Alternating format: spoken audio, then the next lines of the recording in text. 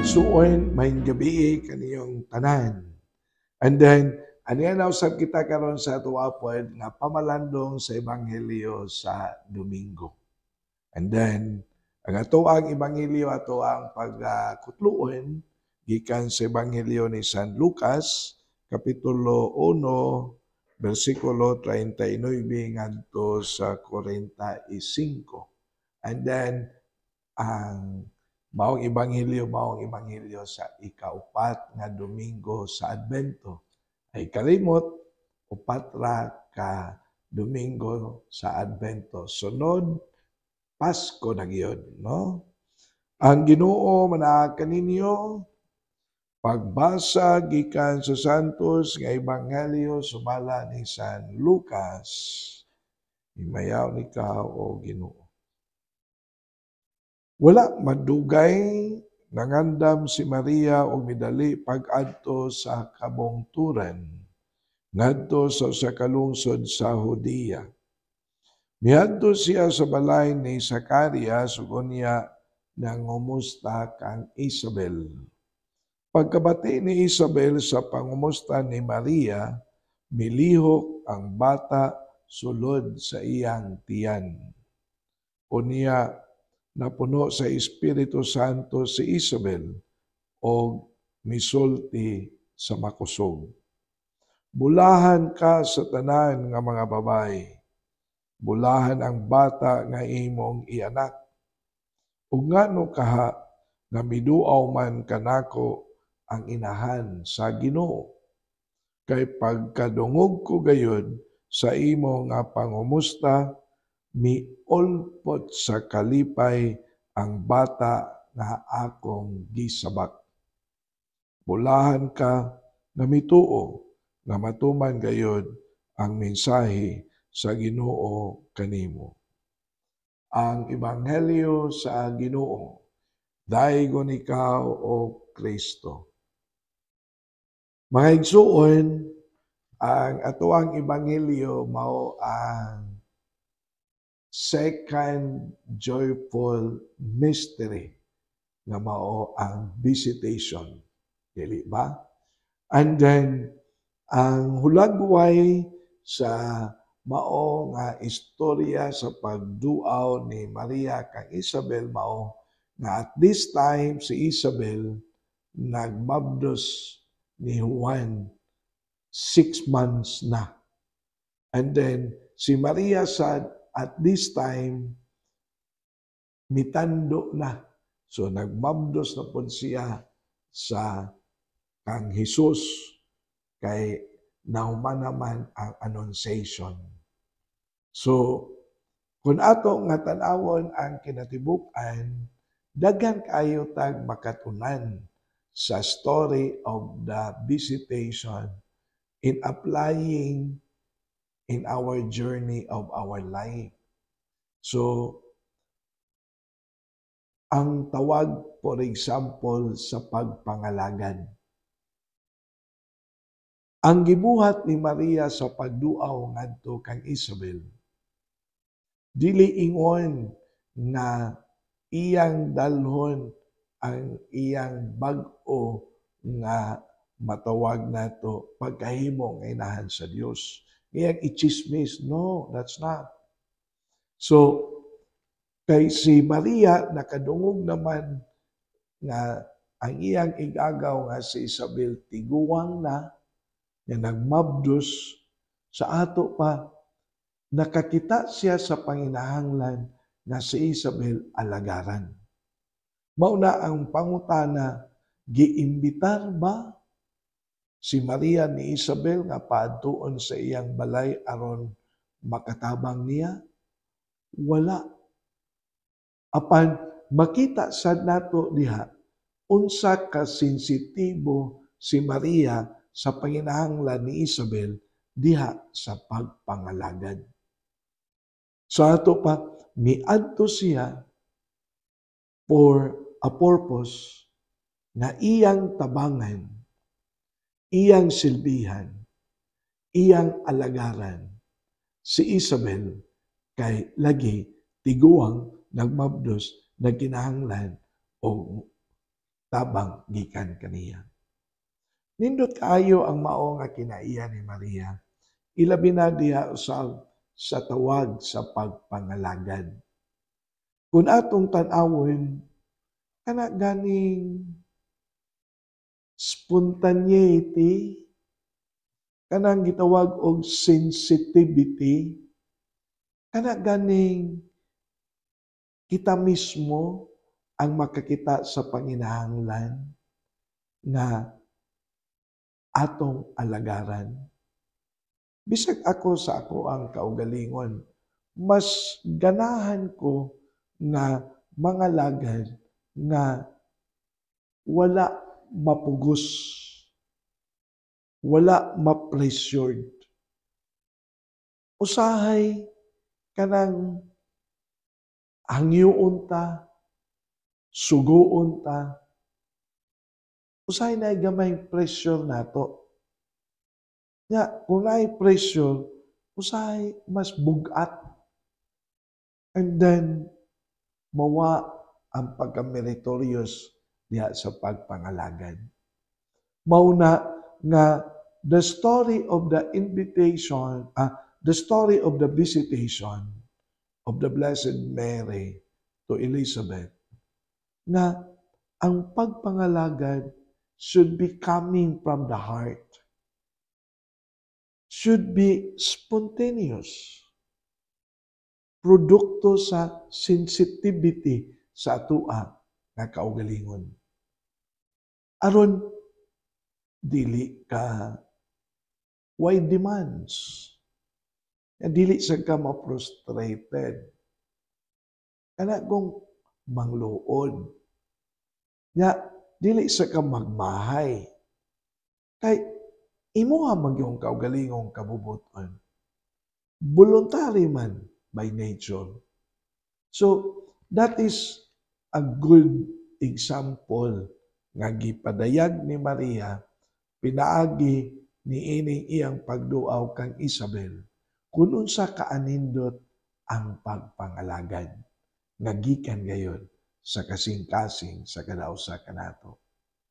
And then, kung imo sad nga tan-awon, doon na po'y aspeto nga sa kinabuhi ni Maria niini usab nga visitation, nga before ni nahitabo, ang unang nahitabo mao ang annunciation, dili ba? So, diha sa annunciation, si Maria nahimong human siya mitando, matuman dire kanako sumala sa imong pulong, si Maria nahimo nga inahan sa Dios. So, gikan sa pagkaordinaryo na pagkababae, she was elevated. And then, ang elevation na nahimo siya nga inahan sa Dios. She became somebody. Dili na siya ordinaryo nga pagkababae. So, sa atua sad nga kinabuhi, kana ganing through our achievements, through our positions,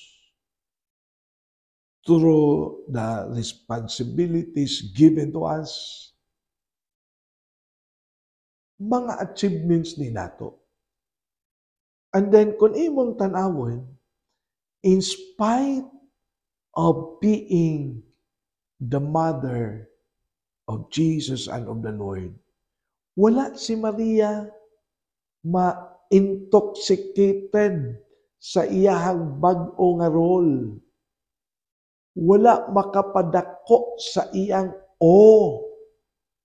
wala makapahimo nga mapasigabuhon si Maria. Dili ba? In the story of the visitation, si Maria nagpabilin nga mapaubsanon, grounded. Wa siya mausab in spite of being chosen as the mother of God. Wa siya mausab. Mao na nga ang iyang pagkainahan sa Dios highest achievement na grasya, blessing nga gidawat, gihatag sa Dios kaniya. Pero nagpabilin ang iyahang pagka-gentle and humble of heart. Dili ba mga kaigsunan? And then, bisan sa iyang nakabot, wa gihapon siya magpanuko, pagduaw, pagtabang, pag-alagad kang Isabel. This is also a great challenge to all of us. Nga, unsa nga tong achievement, unsa nga tong position, kining tanan, gihatag ka nato, naabot ka nato, ug ato ning gamiton, diha sa pagpangalagad in a humble way. Aron ato ang mapadayag ug ato ang mahimaya ang Dios na maoy naghatag kanato sa ato sa maong grasya. Dili ba mga kaigsunan? Sa ato pa, ang office nato is a call of service. Ang atong achievement na professional ka or whatever, na elected ka as officer or president or whatever, that's a call for service. So, dili ta angayan na ato nang gamiton for our own personal consumption. Kana bang mga panultihon nga mingon, manghinaot ta nga dili mo dako ang atong o. Manghinaot ta nga dili ma-bloated ang ato ang kaugalingon. So, mao ni nga we are so blessed kay through our achievements, through our office, or through our positions, we have influence. We can reach out niadtong tua sa layo-layo nga lugar. And then, use that at the service of the people of God and for God's glory. So, nindot, dili ba mga kaigsunan? Nga dili lang pod, nindot sad kayo ang story of the visitation kay wala baya gyoy, di baya gyud lalim ang matawag nato og means of transportation kaniadto. I'm sure ang layo biya ang gigikanan ni Maria ug ngadto sa balay ni Isabel. Kung wala to maglakat si Maria, nagsakay gitong donkey. Wa may habal-habal, wa may taxi, wa may train, wa may bus kaniadto. And then dili baya lalim ang paglakat sa kabukiran. Bukid baya. And then, kuyaw baya. Init o bugnaw. Bubay baya si Maria. Pero, pwede baya yun siya na makakitag excuse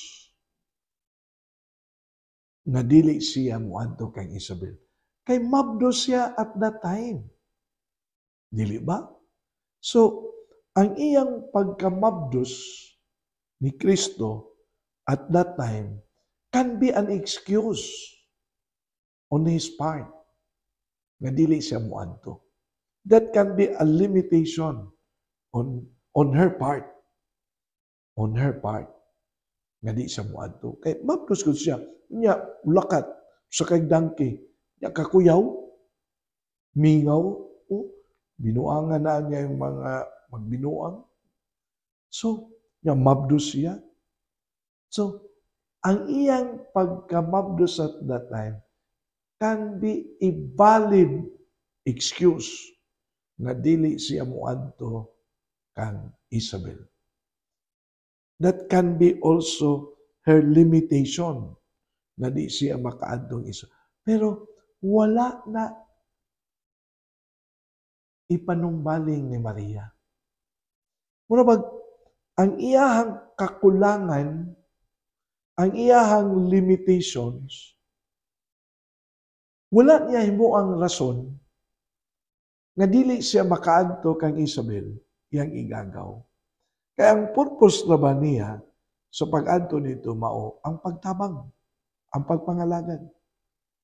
Pero ang iyang kakulangan, limitations, wala himo ang rason. Usahay, ang ato ang kakulangan, mo'y ato kanunay himuong rason. Nganong dili ta mangalagad. Busy ko. Dili ko pwede. Wa ko'y katakos ni ana. Mauwaw ko. All kinds of excuses. Nindot ka ito ang mga katekista, no? Nindot kayo, mga ginakapong i-share na ko ninyo. Nindot kayo itong atong awarding sa AGCA, di ba? 7 ka physically handicapped na kauban na itong mga katekista ng atong itagaag award. Dihay buktot, dihay lulid, sama na, lulid ba itawagan na maglisod og lakat? Dihay buta, dihay murag gamay kamot, 7 to sila kabuok. Pero kininoong physically handicapped, mao'y very committed, very faithful sa ilahang pagkakatekista. Mao bitaw nga to ang itagaag award ni atong AGCA, dili ba? So, wala nila gamita wala nila himuang rason ang ilaang pagka physically handicapped na dili sila makatudlo sa ilang pagkakatekista. In the same manner, diha usab sa atua point nga pagpangalagan, dili ayaw tan-awa ang imong limitations. Ayaw himo ang rason na dili ka pwede kay di ko mauwaw, di ko pwede kay di na nako makaya bla bla bla. Ang story of invitation, ang pagpangalagad is what is very noble in the mind of the Blessed Virgin Mary. And then, maugay naghari. Maugay nagdala og motivation. Na, I have to go in spite of. And then, kung imong yung tan-awon, no? Kini bang pangalagad nga matinud-anon? Kini bang pangalagad bunga sa imong matawag na to o pure intentions? Na bang matinud-anon? And then, wala kay personal na matawag na to o huna-huna, can always bring joy. Unsa may nahitabo pag-abot ni Maria, ngadto kang Isabel. Si Isabel nalipay. Unsa may nahitabo kang ang bata nga diha sa sabakan ni Isabel. Miolpot sad sa kalipay. Ngano man pod? Kay si Maria pod malipayon man na naabot dito sa balay ni Isabel. Sa ato pa, ang pagpangalagad nga matinud-anon brings joy. Kalipay. So, si Isabel nalipay kay si Maria nga miduaw kaniya aron magmangalagad, malipayon. So, mausa ni ang nindot sad nga mga timahilhan. Mausa ni ang nakanindot sa story of the visitation atong makita ang unsa ka matinud-anon si Maria nga mibisita aron sa pagtabang kang Isabel ug sa mao nga pagkamatinud-anon nagdala siya kalipay ug usab naghatod og kalipay kang Isabel ug unya ang duha malipayon hasta ang bata diha sa sabakan ni Isabel. So mga kaigsunan, ato aning dalhon po sa atong pamalandong. Labi na ni gospel nato about the visitation. So, kaninyo nga nangalagad sa mga masakiton, bring joy sa mga masakiton. Kaninyo sad nga mga masakiton, bring the real presence of God in you. Sa ito pa, ayaw nadala ang kabugat. Be happy. Kay ang Ginoo si Kristo mapinanggaon sa mga masakiton. So lapiton ko kamo sa pag-uban nako sa pag-ampo sa itong mga kaigsoonang masakiton. Amo lang itong amahan, panalangin ni amo mga kaigsoonang mga masakiton. Ayuwa silang tagsa-tagsa ka mga balatian o sakit, naunta mamaayo sila. O usab ang nagatiman kanila, lagay kanunay sa spirit of joy o spirit of service aron sad ang tanan mahimong gaan. Kining tanan among ipangayo pinaagi ni Kristo among Ginoo. Amen. So mga kaigsuonan, ani lang sa kutob, no? And then advance Merry Christmas kaninyong tanan. And then I just hope and pray na maayo, malipayon ang pagsaulog ninyo sa umabot na Pasko.